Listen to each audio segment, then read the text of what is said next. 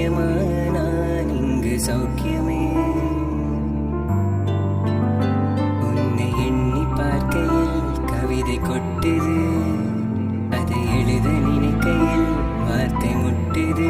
ஓஹோ கண்மணி அன்போடு காதலன் நான் எழுதும் கடிதமே. பொன்மணி உன் வீட்டில் சௌக்கியமா நான் இங்கு சௌக்கியமே.